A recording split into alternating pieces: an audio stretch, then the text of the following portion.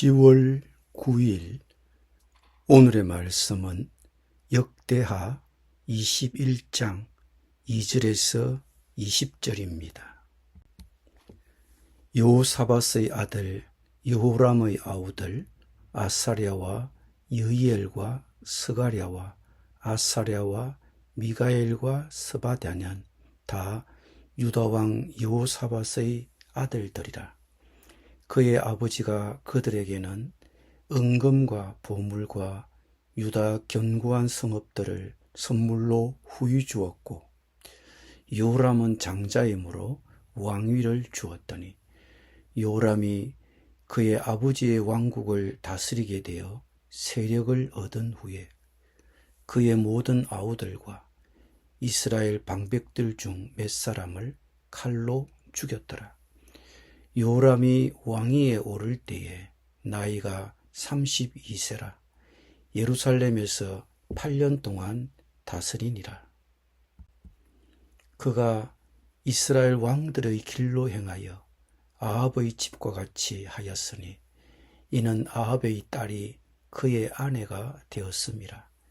그가 여호와 보시기에 악을 행하였으나 여호와께서 다윗의 집을 멸하기를 절개하지 아니하셨음은 이전에 다윗과 더불어 언약을 세우시고 또 다윗과 그의 자손에게 항상 등불을 주겠다고 말씀하셨음이더라.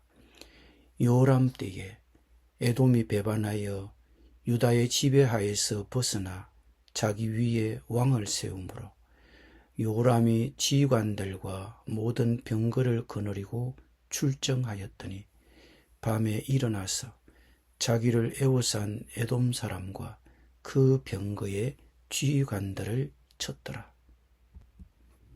이와 같이 에돔이 배반하여 유다의 지배하에서 벗어났더니 오늘까지 그러하였으며 그때의 림나도 배반하여 요람의 지배하에서 벗어났으니 이는 그가 그의 조상들의 하나님 여호와를 버렸음이더라.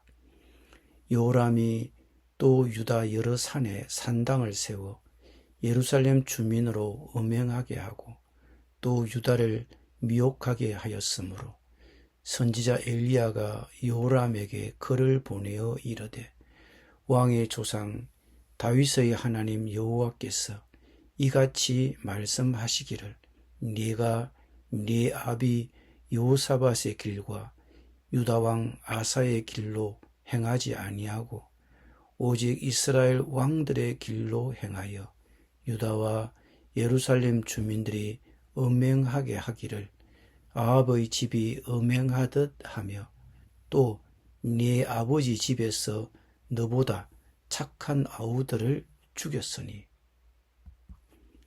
여호와가 네 백성과 네 자녀들과 네 아내들과 네 모든 재물을 큰 재앙으로 치시리라. 또 너는 창자의 중병이 들고 그 병이 날로 중하여 창자가 빠져나오리라 하셨다 하였더라. 여호와께서 블레셋 사람들과 구스에서 가까운 아라비아 사람들의 마음을 격동시키사 요람을 치게 하셨으므로 그들이 올라와서 유다를 침략하여 왕궁의 모든 재물과 그의 아들들과 아내들을 탈취하였으므로 막내 아들 요아하스 외에는 한 아들도 남지 아니하였더라. 이 모든 일 후에 여호와께서 요람을 치사 능히 고치지 못할 병이 그 창자에 들게 하셨으므로 여러 날 후 2년 만에 그의 창자가 그 병으로 말미암아 빠져나오매 그가 그 심한 병으로 죽으니 백성이 그들의 조상들에게 분향하던 것 같이 그에게 분향하지 아니하였으며 요람이 32세에 즉위하고 예루살렘에서 8년 동안 다스리다가 아끼는 자 없이 세상을 떠났으며 무리가 그를 다윗성에 장사하였으나 요랑의 묘실에는 두지 아니하였더라. 아멘.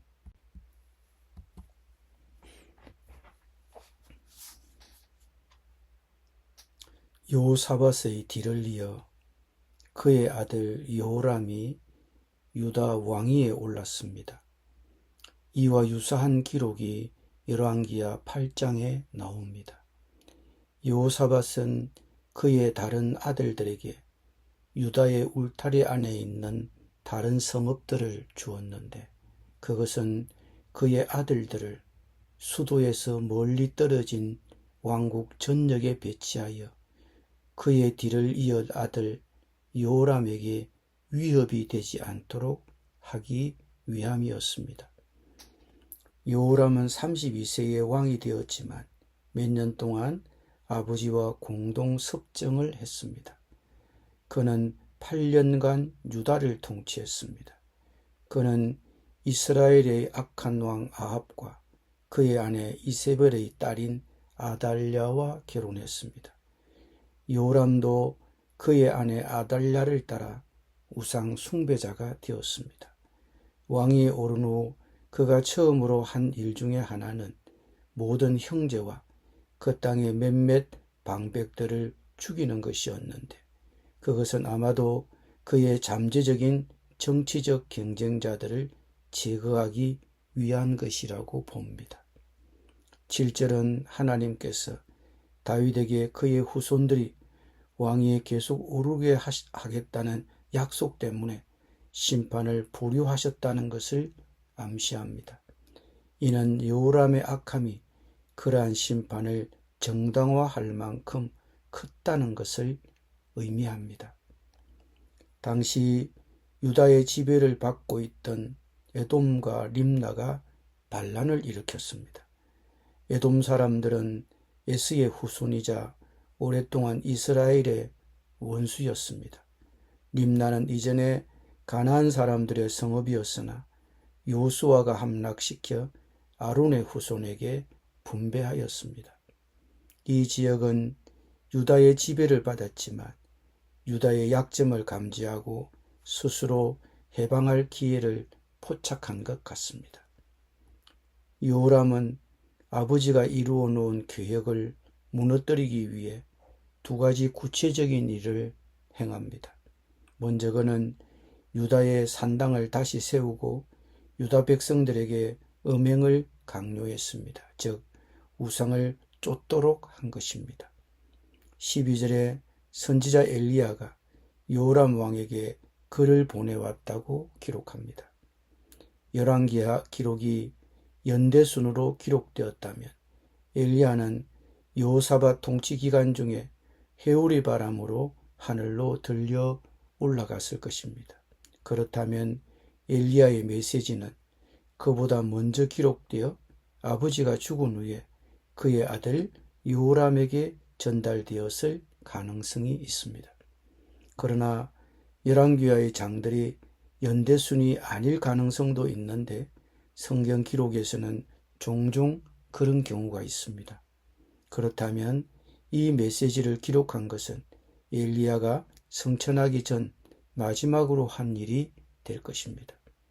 그 메시지에 따르면 여호람은 이스라엘 왕들의 길을 걸었기 때문에, 즉 이스라엘 왕들의 우상 숭배의 본보기를 따랐기 때문에 불치병으로 죽을 것이라는 경고를 받습니다. 여호람 통치 기간 동안의 또 다른 재난은 16절, 17절에 기록되어 있습니다. 블레셋 사람들과 아라비아 사람들이 침략했는데 이는 유다에 정복당했던 민족들의 또 다른 반란이었습니다. 그 침략자들은 왕궁을 약탈했지만 예루살렘이 정복당했다는 증거가 없으므로 이곳은 예루살렘 외곽 어딘가에 왕궁이었을 가능성이 높습니다. 여호람의 아들들은 모두 이 침략으로 인해 목숨을 잃었습니다. 그러나 단 한 아들, 막내 여호아하스는 살아남았습니다. 18절부터 20절은 여호람의 가족에게 내린 재앙과 여호람의 처참한 죽음을 묘사하는데 이는 엘리야의 예언을 정확하게 성취한 것입니다. 그를 위해 불을 피우지 않았다는 사실은 당시 죽은 왕들에게 일반적으로 행해졌던 죽은 왕의 명예를 위한 향료를 태우지 않았음을 시사합니다. 이처럼 그의 죽음은 백성들의 외면을 받았던 것입니다. 여호람 왕이 아합의 딸을 아내로 맞아들였으므로 악을 행했다고 말합니다. 여호람 왕은 경건한 아버지와 할아버지의 발자취를 따를 수도 있었지만 이스라엘 역사상 가장 악한 왕 중에 한 명이었던 장인 아합의 길을 따르기로 선택했습니다. 그의 장인 아합, 장모 이세벨, 아내 아달랴가 여호람에게 영향을 미친 유일한 인물은 아니었지만 그가 아합 가문과 인적 관계를 맺게 된 것은 분명 그에게는 결정적 사건이었습니다. 만약 그가 다른 선택을 했다면 우리가 읽은 내용은 매우 달랐을 것입니다. 누구와 결혼하느냐는 매우 중요합니다. 결혼하기 전 당사자들에게 가장 중요한 것은 결혼 상대가 거듭난 그리스도인인가 하는 것입니다. 배우자의 신앙은 종종 상대의 신앙과 삶에 지대한 영향을 미칩니다. 경건한 남편이나 아내는 큰 격려가 될 수 있지만 복음에 그다지 열정적이지 않은 사람은 상대방을 미지근하게 만들거나 심지어 신앙에서 완전히 멀어지게 할 수도 있습니다. 그렇기 때문에 결혼이라는 나의 삶을 바꿀 수 있는 그런 결정을 내릴 때는 매우 신중해야 합니다. 그것은 다른 가까운 친구 관계나 사업 관계에서도 마찬가지입니다. 우리는 삶의 모든 가까운 관계에 대해 기도해야 합니다. 다른 누구보다 경건한 배우자를 선택해야 합니다. 나의 인간관계가 나를 주님으로부터 멀어지게 하거나 주님께 더 가까이 다가가게 하려고 하는 것을 위협한 적이 있습니까? 누가 당신에게 영향을 줍니까? 우리는 주님과 함께 걷는 우리의 여정에서 서로 신앙을 세워주고 격려줄 사람들과 관계를 맺는 데 힘써야 합니다. 기도드립니다. 주님, 우리는 삶의 모든 가까운 관계에 대해서 기도합니다. 다른 누구보다 경건한 배우자를 선택하는 것이 중요함을 결혼을 앞둔 청년들이 깨닫게 하여 주옵소서. 나의 인간관계가 나를 주님으로부터 멀어지게 하거나 주님께 더 가까이 다가가려고 하려는 것을 위협한다면 그 관계를 지혜롭게 끊게 하여 주옵소서. 주님과 함께 걷는 우리의 여정에서 서로 신앙을 세워주고 격려해줄 사람들과 관계를 맺는 데 힘쓰게 하여 주옵소서. 예수님의 이름으로 기도드립니다. 아멘.